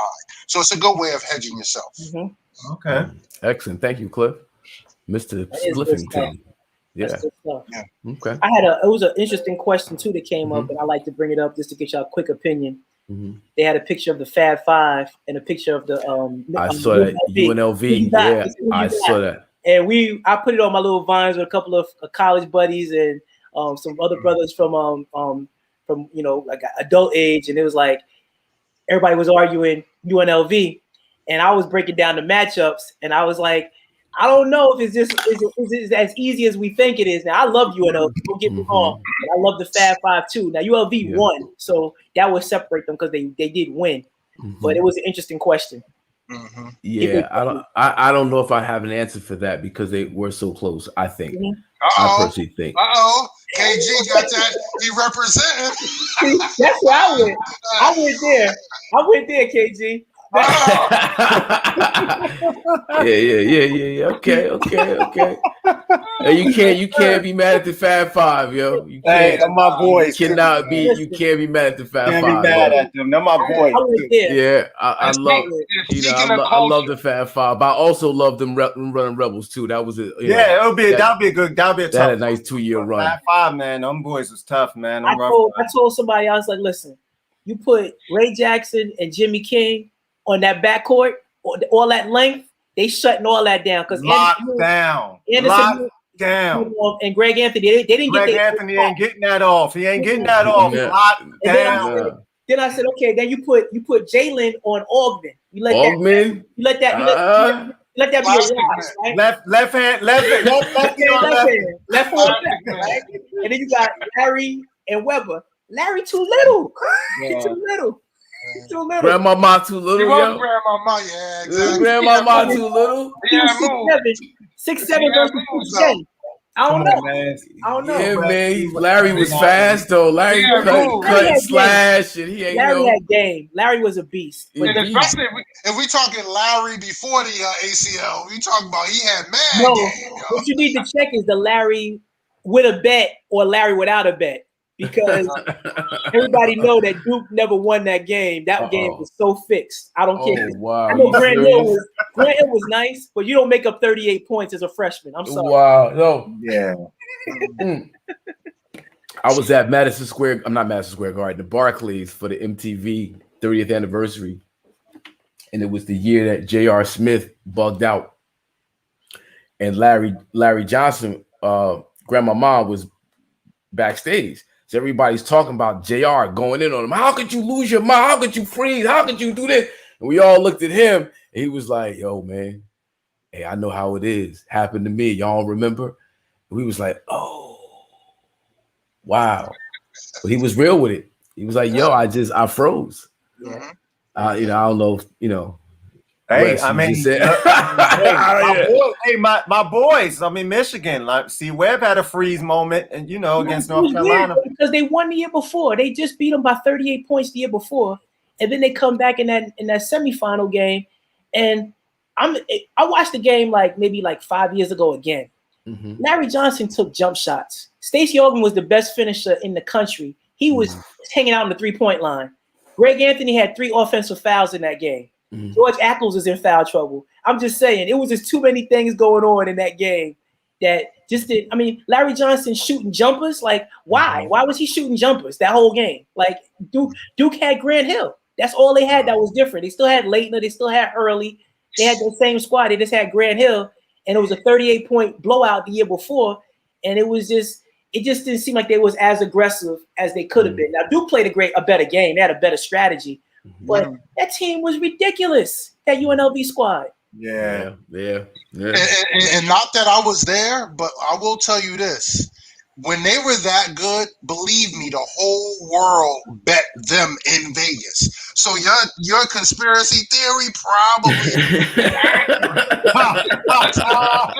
the books would have got crushed had Vegas won that game. So again, I wasn't there back then, but just from what I know now and how things were, I mean, wow. Game, That's the one game that always sticks with me. I'm like, it didn't feel right. Wow, it's crazy. So, Wes, what else we got on the agenda? Because I know you wanted to touch on a few different subjects before. We talked about we had Ewing. We talked about the All-Star game. We talked about the trade deadline was one thing that we didn't really get into. Who's going to be up for trades and who's going to make that last push for those buyout contracts. That was the only other thing. I mean, we don't got to really talk about Harden and Antoine Walker. They both kind of the same person talking about each other. Wow. It was I really I missed it. I heard some chatter about it, but I didn't really get into it. Basically, you can't win with that style of play, but coming from Antoine Walker, it's just the messenger. So he might have maybe there's some credence to it to a degree, but I don't blame Harden for not receiving it from Antoine Walker. That's all I'm saying. Yeah, but it was almost like Antoine Walker was talking about the way Harden was playing the past few years, not the way he's been balling this year. This year it's not the same scenario. That's what I'm saying. It's like it doesn't have as much credence to it. And it's Antoine Walker. Let's you roll with Michael Jordan. He got billions in your pocket. You got thousands in yours. And you talk about I bet it all.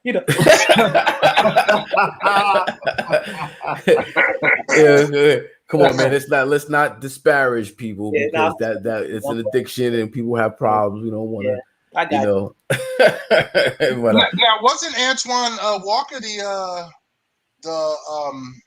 landlord in Boston way back when? Should I say, to put it nicely? No, he was a big slumlord up in Boston, yo. Back in the day, I didn't know if you. Man, y'all just trashing this brother. Guys, I don't mean to trash business all in the street. He really, he was wasn't the best cat. I like this. I like this topic right here. Glenn just popped in there and put, "What about Skip Bayless getting another contract?" And Stephen A. had to take a payout. Now I did see Skip Bayless got a $10 million deal with Fox. Just for I don't know how many people you watch Skip if you just want to get angry for the day, because he's baseless with everything. Bayless. I mean, I watched this man crush Dak Prescott for the last 18 months, talking about he was 6-11 in his last 17 starts, and then he had the Dak jersey like this. Oh, Dak Prescott is back. I was like, oh, come on, man. That was crazy. Terrible. Now, you said you wanted to just discuss some spring training as well, right? Yeah, we got. I don't know how many of y'all are baseball fans. I know I am. Yes, I am absolutely. My man Giancarlo hit one, and I'm like, every time he hit a home run, I'm like, I'm still standing. yeah. That's my boy right there. Right. The Mets are gonna be good this year with my man the shortstop they just picked up. Don't give me the line.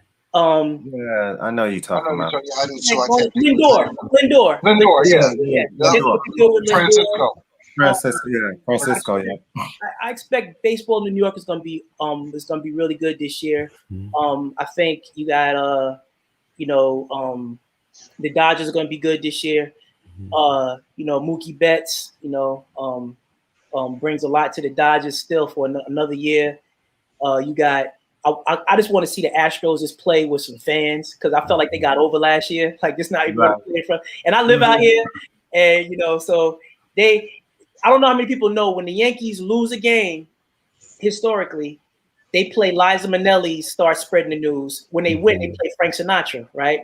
So when the Yankees and Astros played and they beat the Yankees in 7, I came to work and on 3 floors they was playing the Liza Minnelli start spreading the news. They didn't even know what to say, but I knew. They didn't even know. And I was like, wow. Mind games. Hey, well, the Dodgers pitching staff is loaded. So they got staff. They got Bueller. They got and they got Bauer. They signed Bauer, Trevor Bauer. Yep. Yeah.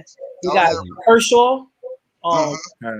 They loaded. They loaded. I like the Dodgers. I like their coach Dave Roberts. I think he's a real good manager.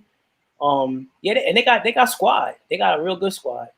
It's gonna be the same teams though, competing again for the most part. The Yankees, the Dodgers. I'm pretty sure that you're gonna see Philly might slip in there, or the Mets might have a good year because the Mets got good pitching too. Well, that whole division is stacked top to bottom, but I beg to differ. I think you may see some new young teams out there because you got to figure Miami, the Marlins made the playoffs last year as a young team. The White Sox, exactly, and they were balling at the end of last year. Minnesota looked good. Another young team was Kansas City. I mean, so again, it all depends. The top tier teams will be the top tier teams, but again, if they do what they did last year too and expand the playoffs, which they should, then it'll give everybody a shot. And that keeps the interest a lot longer than we're used to, and that'll be a good thing. Yep. But it starts at the end of the month, so it's good to have baseball back. They're gonna get 162 in. And speaking of fans, they're gonna have fans. But speaking of fans, and it segues back to football again. Jerry Jones said the Cowboys Stadium is going to be filled to capacity. Well, it's Texas, and they already lifted mask mandates and all the whole nine. They don't. That's a whole. I've been out there today. They're crazy. He's there. Wes is in the. I live in Houston. In the mix. He's in the mix. I'm in the mix. Oh yeah. I wonder if they got. I wonder if they got to basically walk through waivers or some kind of way. They got to be doing something to just have people in there and just be reckless like that. Listen, let me tell you why they put the mandate out when the governor lifted it, and my job called me 2 days later saying back in office on the 15th, which is Monday. Thank God I opted my daughter out of school, and so I was like, I can't get back to the summertime, so because they're gonna have people up in that office. It's just bananas to get people back in. I've been doing my job for a year without issue. Yeah. So it's pretty bananas. Greg Abbott is an idiot. They got Matt McConaughey about to run for governor out here, and he gonna win. Wow. Really? He went to UT. Really? People. Matt McConaughey's gonna run. Yeah. Oh wow, he's gonna win. Yeah, he's gonna beat him. He's gonna murder him. Yeah, no doubt. He's Man, a graduate too, so Texas is different. No, I missed earlier, but did y'all talk about Myers Leonard at all? Did y'all bring that up? No. That's another one. Yeah. No. Yeah. I don't know why, but for some reason, I saw that in Myers Leonard, like on the court. He looked like that type of person. Mm-hmm. Like for some reason, I don't know how you can look like that type of person, but he looks like that type of person, man. Yeah, but it's a lot of different layers to that conversation. because he was at home. That doesn't make it right, no doubt. But we agree to let outsiders into our home for various reasons, which limits privacy, the amount of privacy you actually have. I mean, you've agreed to do this. You're on this gaming system, and you're interacting with folks, and they're listening. And you slip up and say something left, now you cancel culture. They're coming after you. They're trying to take your job from you. I'm in my own home. Like, at what point does that boundary, now, mind you, I know what he said. I'm totally against what he said, but there's a lot of layers to this right now. Mm-hmm. Yeah, he is at his house. I mean, but it's crazy because he said he didn't know what he was saying. That's even worse. that's even worse. You're mic'd, and you got to be held accountable for what you say. Now, you're in your house, sure, but again, if you're representing, which is why all his deals from his gaming companies got pulled, if you're representing people and you're even though you're in your house, you're on a public platform because your voice is being heard by. I mean, you just got to watch what you say, unless you're gonna, own up and take responsibility for what what happens next. Yeah, that's right. And to be honest with you, what he got a $50,000 fine and a week. In a week. Wait. Hold on. I figured y'all didn't hear about the penalty, so I just wanted to put that out there as well. Yeah, that's what happened. 50,000 in a week. $50,000 in a week off. Y'all know what he said, right? Y'all know what he said. Yeah. I believe. No, don't even repeat it. We don't have to. We know what he said. Yeah. The foulness of what he said, like it would seem that his punishment would be a lot deeper than that. $50K in a week off. Mm-hmm. That's interesting. That's ill. That's ill. They did their investigation. $50K in a week off. That's deep. Yeah. Okay. Now, mind you, I mean, I don't know if we need to read anything into it, but Mickey Aronson is obviously Jewish. The owners of the Heat are Jewish, obviously. So, he said what he said. He did. Yeah. Yeah, that's interesting. He just didn't know what he said. Wow. So he says. That's what he said. I'm surprised he didn't say he was just reciting a rhyme lyric. Yeah. Nah, when you're dealing with certain groups of people, nothing flies, bro. Nothing gets a pass. That's right. But he got caught out there the same way. He was talking about he was faded playing a video game, and they were all over him for that. Who said this? Zeke Elliott was playing a video game with somebody, and he was like, "Yo, man, I'm faded." Like, and he was in his house, and it was a big story about that too. So they tapping into these video games with people too. So it's like, I mean, I think that's kind of crazy that way he got caught saying. I mean, he said what he said, which is wrong, but just the way it was it's kind of weak. I mean, dude is on a video game playing. Like, who gets that recording? Mm-hmm. Yeah, no doubt. Yeah. So before we leave out, we round this off. I watched the Ali Frazier trilogy yesterday, and I must say that's, I think, the greatest boxing series ever. In the Ali Frazier third fight, I think that's the greatest fight ever in history. It was brutal. Yeah. Like, they both took a beating, and Joe Frazier, his team threw in the towel at the start of the 15th round.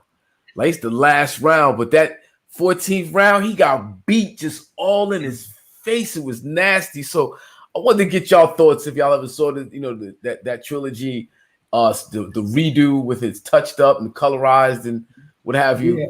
I didn't watch all of it, but they were talking about they had a special on ESPN the other night. It was late though, and I was on my way to going to bed, and I was watching it, and they were actually showing. I never even saw that part though. They were showing that that they were playing it back, and Ali and Frazier were sitting in the studio with Howard Cosell, and they got into a tussle. Oh yeah. I saw that years ago. They fought each other right there.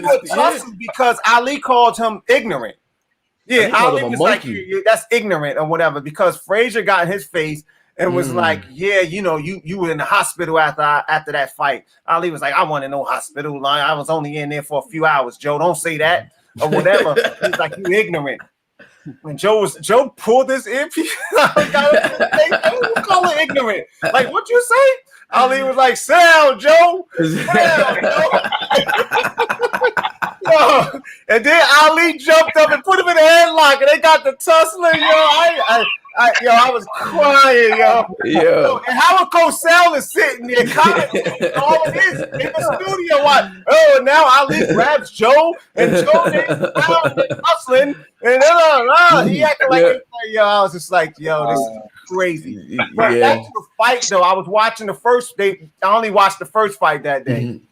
And it was 15 rounds. It was brutal, man. Like they were killing each other in there, man. And it's 15 rounds. They're heavyweights, man. Like you don't see heavyweights go 15 ever. 15, like, those were warriors, man. Those were like, that was a battle.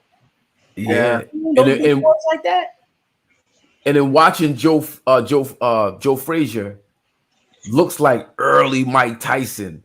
Just the way he moves, the way he stalks you, that bobbing. No, and he would not stop. Like he just come at you.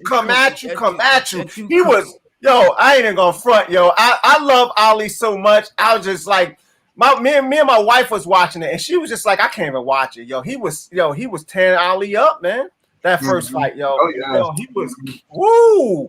Even Ali was getting him too early. Yeah. But later in that fight, he was beating him, and even in that fight, he was beat up, like he was swole up and everything. Ooh. But he knocked Ali down and all that. He broke his jaw. He broke Ali's jaw. Yeah. He was coming at him in them late rounds, and it was brutal. He was spanking Ali, man. Ali and Sugar Ray Leonard were the only two boxers. When they got beat, I was sad. Like it just when they were getting beat up in the fight, like I wanted to cry because it was like all right, so I was watching that. Like I said, I was watching it the other day. That first one, man, and just going back, I was just watching that, and it was sad. I was just like, oh man, this is. Oh man, when Mike Tyson, Ali, no. When Mike Tyson lost to Buster Douglas, I wanted to be sad, but I was at a Rutgers University Livingston campus party. Hey yo.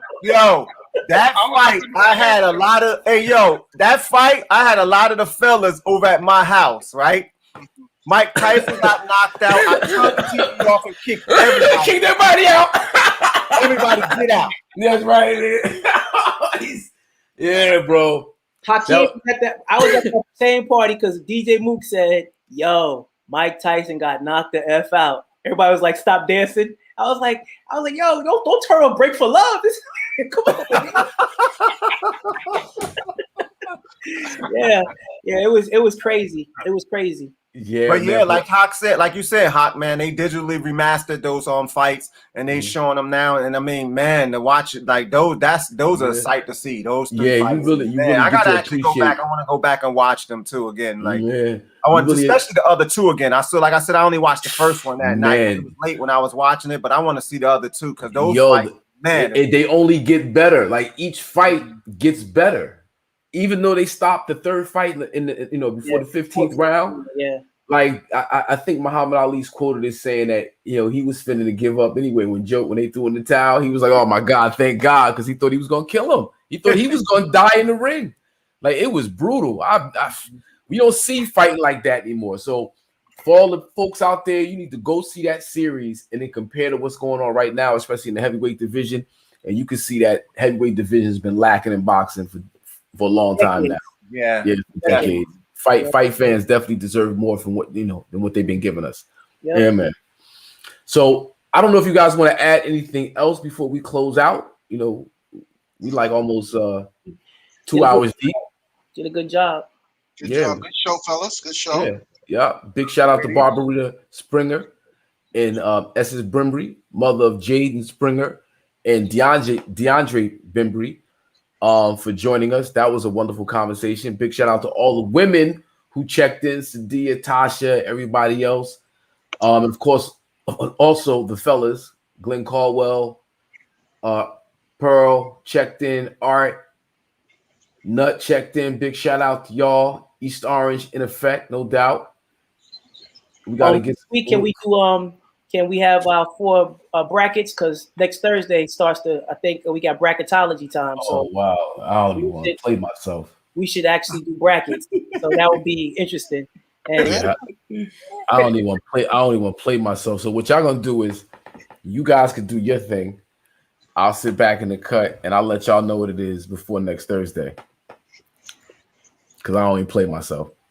That's okay. I mean, nobody college basketball is not as like it was before, so it's just a bracketology. It's just a exactly, man. Everybody wings it. To be honest, everybody wings it because people nobody know that you got all these Cinderella teams and these teams. You talking about like 64, like you going way down there, like you know.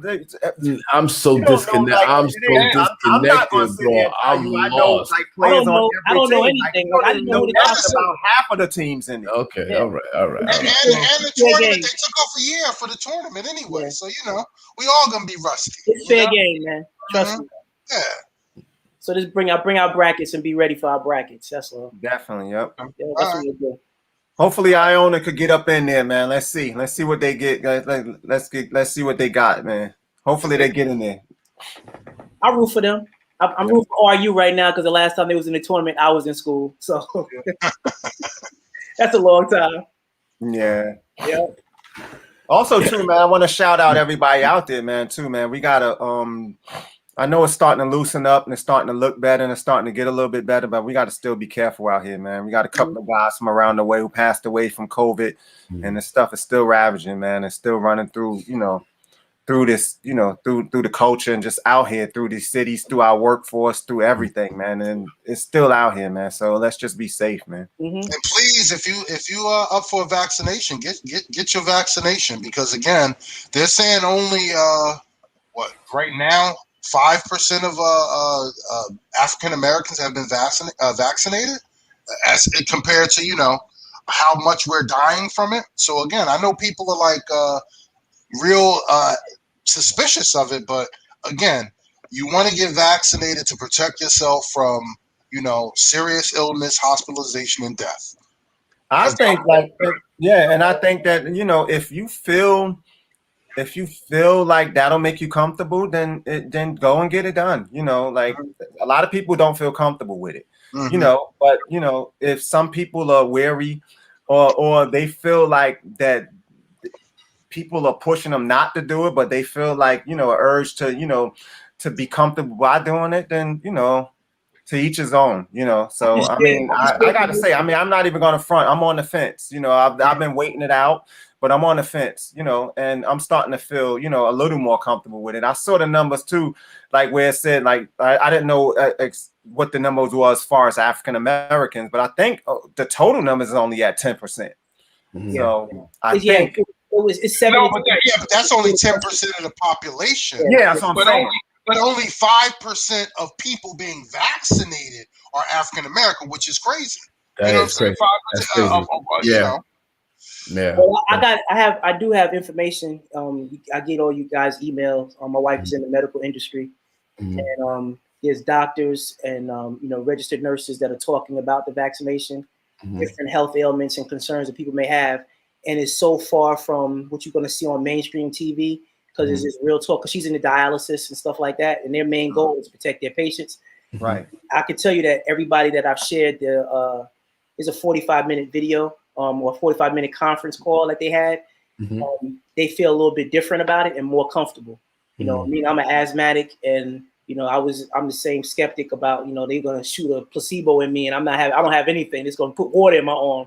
They're gonna give me a fake vaccination. That's what I was kind of thinking. But all in all, there's a lot of things that they'll kind of take out of your mindset and make you feel comfortable. That's not mainstream media. Right. Doctors that that besides Fauci, you know what I'm saying? Somebody else, they don't got no skin in the game. They're all about protecting dialysis patients and telling you why that these people are getting it and just the benefits of it. So I can definitely share that with y'all. I get emails, I'll shoot it out. And that's important, you know, for not only us, for everybody to really, you know, see, like you said, the real spill of it. Yeah. And I felt, like I said, we felt totally different about the whole process now. Yeah. And I think it's very important that we're responsible, that we project a certain responsibility to the people. I know I'm on the fence, as is Kay, but I've been seeing a lot of solid information from sources that I trust that suggest that, you know, this is not something that's, you know, it's not the big conspiracy. Right. And I just want to also just a quick story. You know, I'm the big conspiracy theorist from way back in the day. I was deep in it. And when Obamacare passed, I was skeptical of getting Obamacare because I thought they was going to put a chip in me. When it passed, my mother and my wife, then my fiance was like, you need to sign up for Obamacare and get some life insurance. I mean, some health insurance. So I finally signed up for it. 3 months later, I broke my hand, had to have reconstructive surgery. And the ACA was, you know, a big help to me, right? So a lot of times we let the conspiracy theories talk us out of our own empowerment, so to speak. And that's not to push anybody to take the vaccine. It's just to say, do your due diligence and just don't believe what you see on social media, because a lot of that stuff is concocted bullshit. Yeah, it is. You got to be careful, because a lot of the people out here that's saying they that don't want to wear a mask and stuff like that, they getting vaccinated. Okay, like Trump got vaccinated 2 weeks ago behind closed doors. He won't do that in front of his fan base, but he got vaccinated. So exactly. No, but I heard it wasn't even 2 weeks ago. I heard it was in January. In January.